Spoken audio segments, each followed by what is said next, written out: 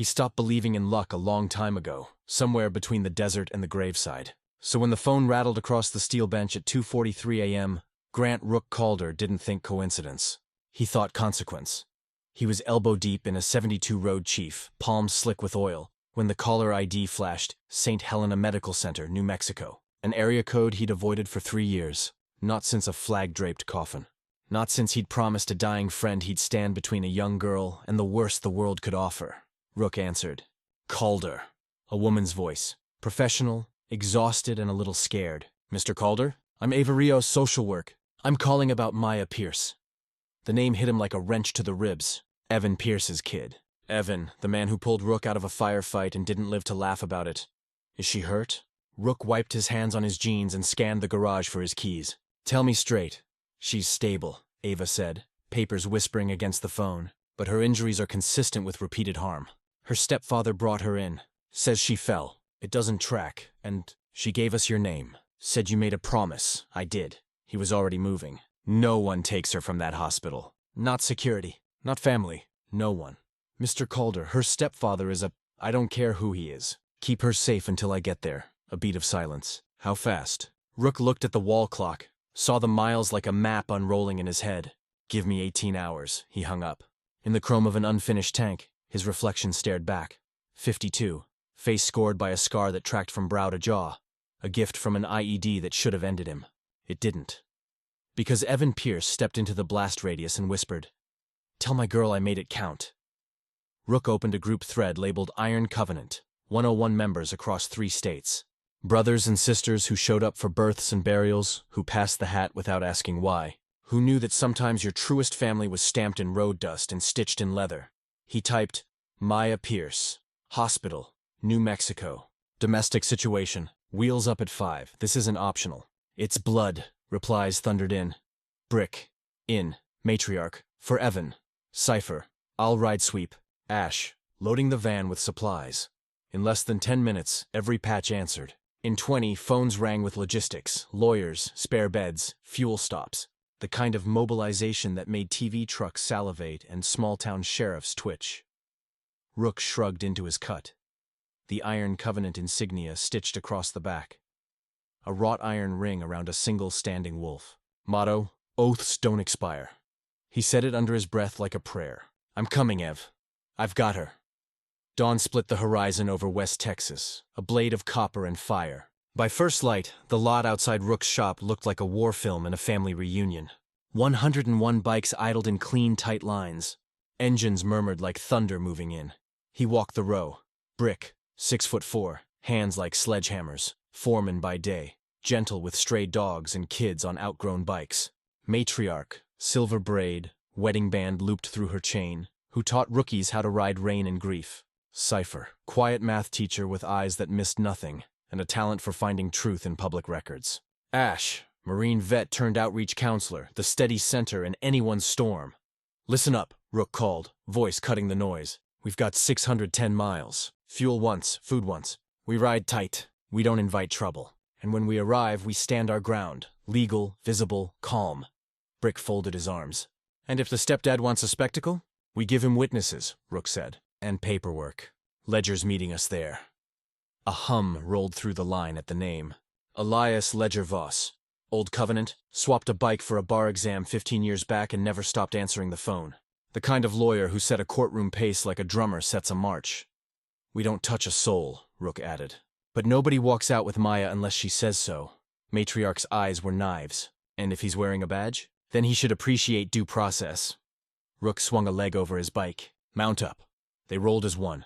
Headlights in formation, chrome catching a rising sun. The road opened.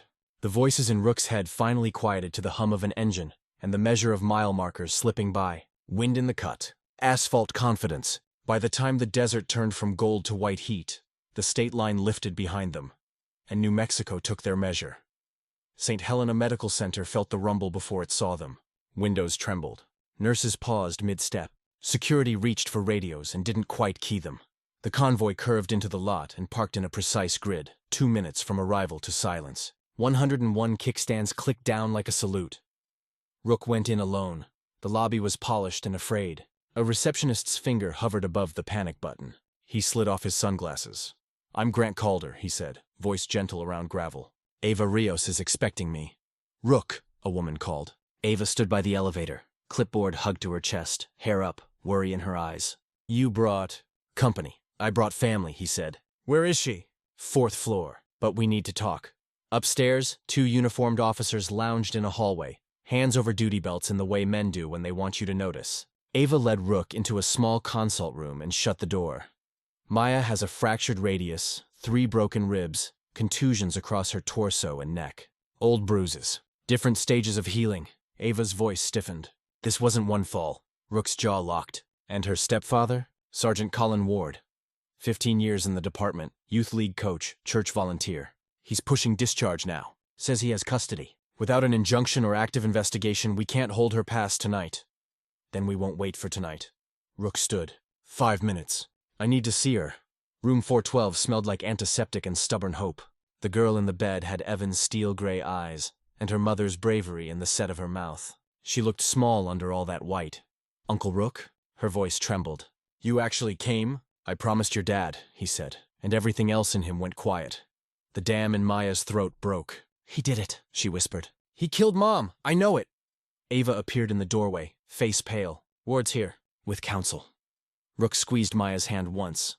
Promise given, promise kept, and stepped back into the hall.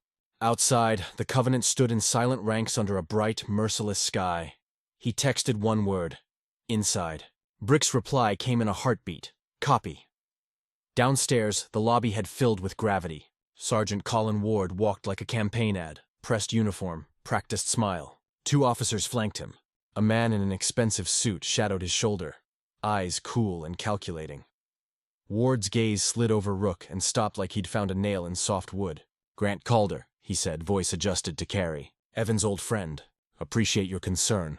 I'm taking my daughter home. She's 16, Rook said evenly, with a broken wrist and ribs. She asked for me. The lawyer stepped in. Richard Hale, Sergeant Ward's counsel. Unless you've got legal standing here, you're interfering with a parent's rights.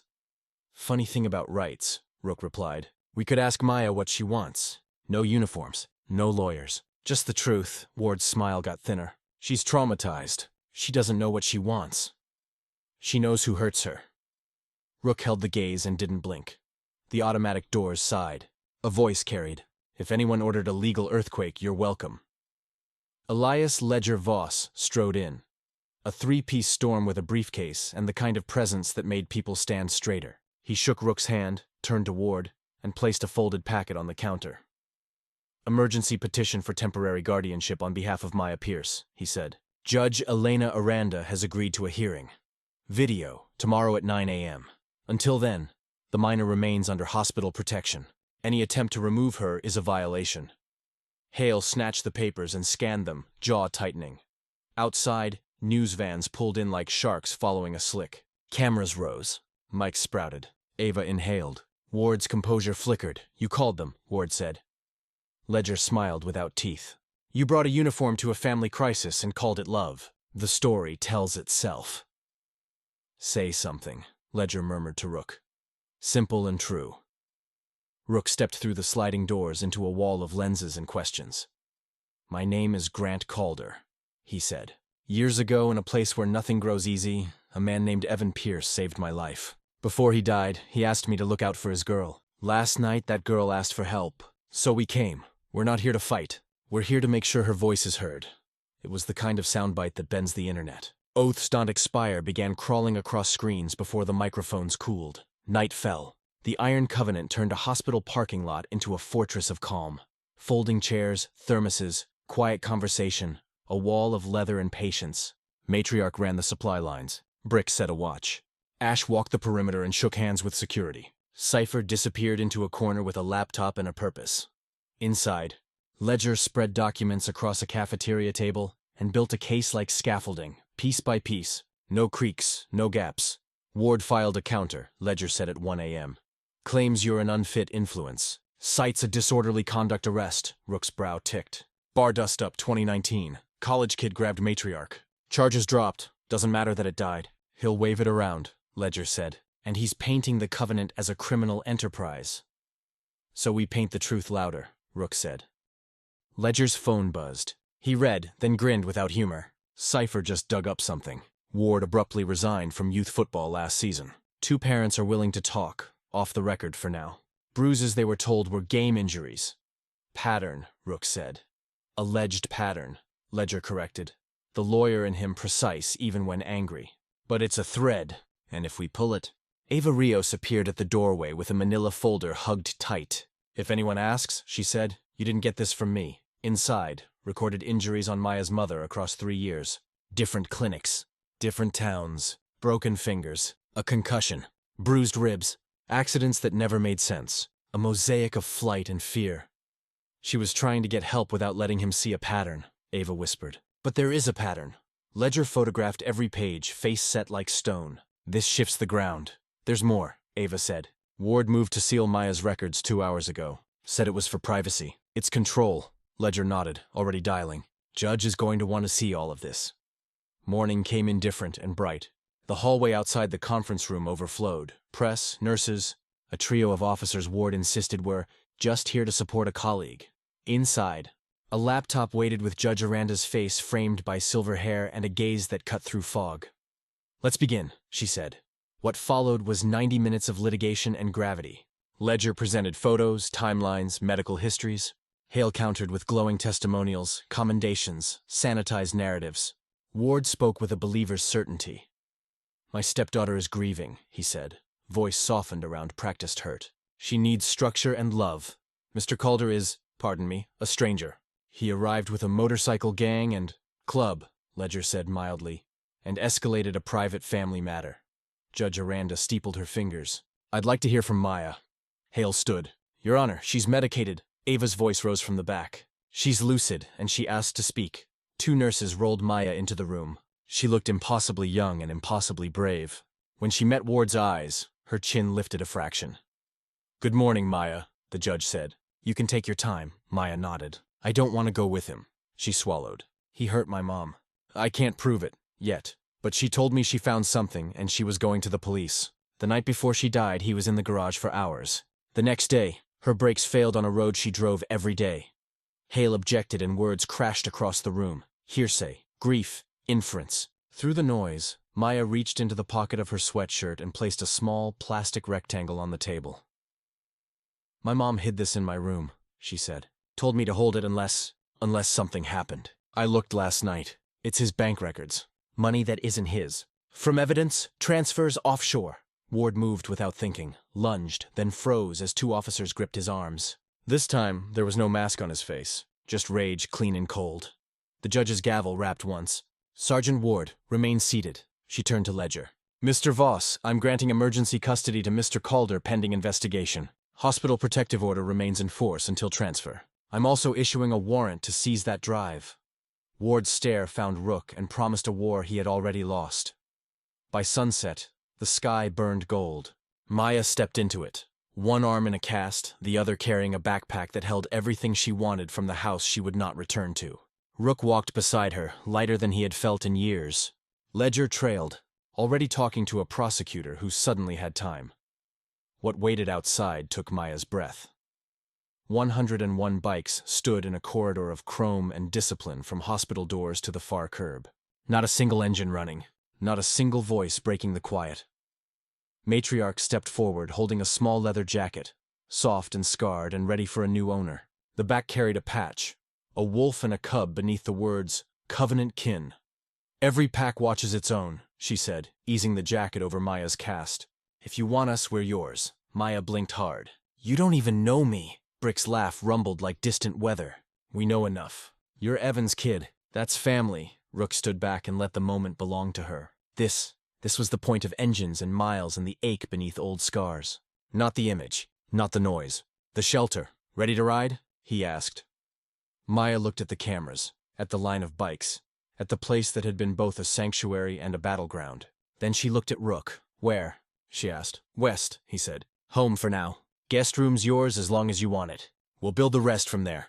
She nodded and climbed onto the pillion, arms tentative around his ribs. When the circle tightened, those arms became sure.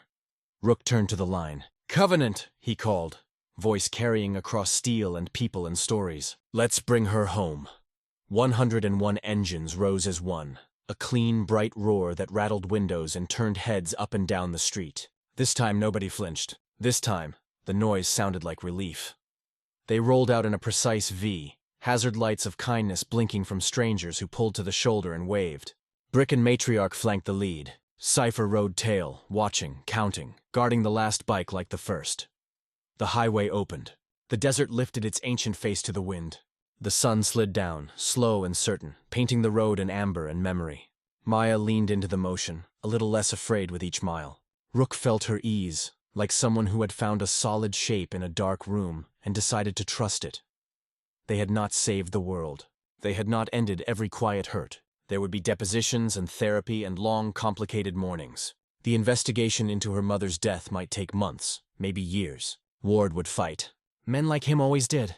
But the truth had a way of walking, steady and inevitable, toward the light. For tonight, the promise was enough. The convoy crossed the state line under a newly lit sky.